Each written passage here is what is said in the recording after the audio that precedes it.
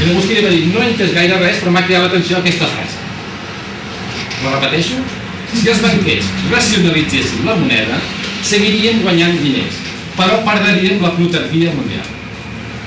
Agustí li va dir, mira, no sé, però m'ha cridat l'atenció això. I el banquer li va dir, mira, a poc t'aniré explicant coses i acabaràs entenent el que t'he dit. Perquè quan ho entenguis, a mi se me'n fot perquè faré malves. I trigaràs molt a entendre. Però jo t'aniré explicant coses perquè ho puguis entendre. I així va ser. Durant 4 o 5 anys, al banquer li van explicant coses que van ajudar a entendre aquesta frase de l'Agustí. Després el banquer se'n va anar a la Segona Guerra Mundial als Estats Units, van perdre de vista, van morir i es van veure mai. Però l'Agustí va seguir estudiant, investigant tot això per resoldre. Aquesta frase que us he dit, s'entén quasi tot almenys una paraula. Si els banquers racionalitzessin la moneda, aquest racionalitzar la moneda, sabeu què vol dir? Eliminar l'anonimat de la moneda. Després hi entrarem. És a dir, avui en dia la moneda és anònima. Circula un bitllet de 500, el tens tu, ja no saps ningú què fas amb aquest bitllet. Això s'hauria d'acabar. Això seria racionalitzar la moneda. Cada vegada que hi hagi intercanvi s'ha de saber què passa. Fora anonimat.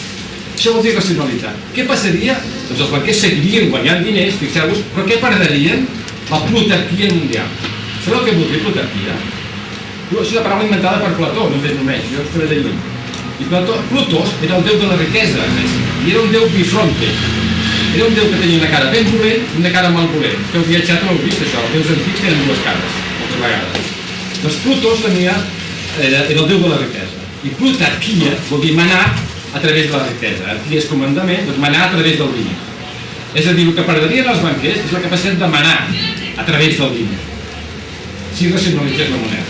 Doncs aquesta frase, que l'Agustí va entendre que això era molt important, que volia entendre a fons, el va portar a estudiar tot aquest, i va estar molts anys fent-ho, i va fer un sistema general. Què vol dir un sistema general? Us ho explicaré prou fàcilment. Sistemes generals són un conjunt d'estudis i propostes. I unes fan referència a aspectes socials i altres fan referència a aspectes econòmics. Avui ens centrarem molt en els aspectes econòmics, però també m'agradarà explicar els aspectes socials. Perquè els aspectes econòmics simplement és, dit en una frase, és suprimir l'anonimat de la moneda. En canvi, els aspectes socials són més complexes i són molt macros. Quan Agustí explicava els seus projectes socials, tothom li deia, són molt macros, són preciosos, però no en sortiran els diners per fer això. I ell deia, de diners no us preocupeu, perquè n'hi ha els que vulguem i més. El que no sabem els diners que hi ha. El diner que està molt mal repartit, està entretingut i no funciona. El diner té una funció d'ajudar a l'intercanvi, però no de quedar paralitzat. Bé, tot això l'Agustí ho explica abastament en els seus sistemes. I finalment aquí vaig veure el Centre d'Estudis Joan Bardina, que és el centre d'estudis que va crear ell mateix cap a l'any 80-81 amb una colla d'amics per donar a conèixer aquestes teories. I des d'aleshores, molt voluntarísticament, perquè no tenim recursos i amb moltes ganes, anem divulgant l'obra d'aquest home que ens sembla cap al model.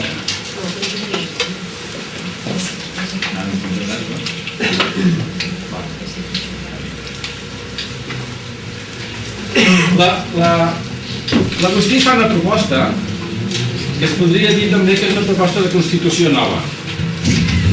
El que regeix les regles d'un joc, les regles del joc d'un país és la Constitució. És on es marquen per on poden anar les coses. I la Constitució que tenim ara, evidentment, no val. Però ell fa una proposta de nova Constitució. En aquesta proposta de nova Constitució fa una distinció maquíssima entre el que és treballar i el que és fer feina. La seva Constitució és llibertària. Fixeu-vos que la paraula llibertat ens omple tots de l'alegria. Però quina mena de llibertat estem parlant? Hi ha 3 tipus de persones que adoren la llibertat. El llibertí, que fa el que li rota les collons i no li importen les conseqüències, i aquest és una banda de la llibertat, no dieu que no, el llibertí. Després hi ha el liberal, això està, la societat liberal, que fan el que convé a la seva classe, al seu partit o a la seva classe social. Aquests són els liberals, els altres fora. Però som liberals perquè respectem molt els altres que es fotin, però nosaltres els cuidem molt. I després hi ha el llibertari. El llibertari és la persona que no entén la llibertat si no és per tothom. O és per tot la llibertat o no hi ha llibertat. És a llibertat per un individu, merda. Llibertat per un grupet, merda. Llibertat per tothom. Doncs fa la que diu la Constitució llibertària. I aquesta Constitució té en compte la llibertat del poble, no dels poderosos, que és el que hi ha ara. En la Constitució actual no hi ha res a fer. O canviem la Constitució o no hi ha res a fer. Heu de distingir molt clarament anarquisme de llibertat. a vegades es confon. Es diu un llibertari o anarquista és el mateix, o un àcrata és el mateix. No és el mateix. Fixeu-vos que anarquista és el que no vol que el mani. I el llibertari és el que diu, a mi, a la meva vida privada, no m'ha de manar ningú, però les regles del joc per tothom han de ser respectades. És diferent. Entengueu això. L'anarquista no vol sentir parlar d'estat, no vol sentir parlar de policia, no vol sentir parlar d'advocats, no vol sentir parlar de res. Llavors es fica en un món molt o íntim o, per mi, utòpic. En canvi, el llibertari diu, no, la llibertat per mi sí, a la meva vida privada ningú s'ha de ficar per res. Però en el que és l'Estat, en el que és el banc, en el que és la cosa social, ha d'haver-hi ordre, ha d'haver-hi una organització. Aquest és el pensament de l'Agustí. El treball, fixeu-vos que és una paraula molt bonica, hi ha gent que treballa, hi ha gent que fa feina i hi ha gent que no fa res. Hi ha gent que treballa en treballs que són utilitaris, és a dir, treball és una paraula molt maca, des de llegir tribal, que era un instrument de tortura, que es posaven les mans, i quan no treballaven prou els esclaus els hi tractaven més perquè treballessin. I el treball és una cosa que es fa no perquè vols, sinó perquè has de guanyar la vida, perquè has de guanyar un altre cop. És una manera completament diferent de fer feina amb allò que t'agrada, el que és vocacional. Jo vull ser mestre, jo vull ser metge, jo vull ser... Doncs l'Agustí distingeix, no es poden fer les dues coses alhora. La societat, la Constitució que proposa l'Agustí, o et dediques a fer treball utilitari o et dediques a fer una feina voluntària. O bé et dediques a no fer res, que també és un dret que tenim. L'aturat avui en dia se'l veu com un paràsit, com una persona inútil, com una persona que és una càrrega i una merda. El senyor aturat té tot el dret d'estar aturat. Qui no vol treballar ni fer feina, però el seu fet de ben nascut, tenim dret a viure i no només a viure, sinó a menjar i uns mínims. Altra cosa és que tu a més pots portar el teu esforç. El pots posar fent feina o fent treball. Però queda clar que hi ha tres personatges, tres maneres d'estar a la Constitució de l'Agustí. Treballant, que guanyaria més que no pas fent feina. Això molta gent l'horroritza. Per exemple, jo soc de professió de metge i accepto perfectament que el salari d'un metge té que ser inferior al que guanya un senyor que va a la mina o un senyor que va a la fàbrica. Això ja veureu que és una revolució. Hi ha molta gent que no ho entén així. El senyor que ha tingut la capacitat d'estudiar medicina i això no ha de comprar més, ha de cobrar menys. Perquè si ha tingut la possibilitat d'estudiar medicina és perquè els altres han pagat la carrera i perquè l'Estat li ha fet això, l'han de fer el servei de... En canvi, ara és al revés. O no, jo he fet uns estudis, la meva càrrec té molta responsabilitat, és de cobrar més. No, l'Agustí diu, no senyor. Si vols cobrar molt, vés a la mina, vés a l'obra, vés a la fàbrica. I guanyaràs més que un metge o que un mestre.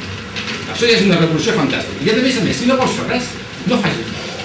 Les màquines cada dia treballen més, hi ha gent que pot estar aturada amb un salari mínim, evidentment aquest senyor guanyaria menys del que fa feina, però hi hauria aquest tipus de distribució del que és la riquesa d'un país.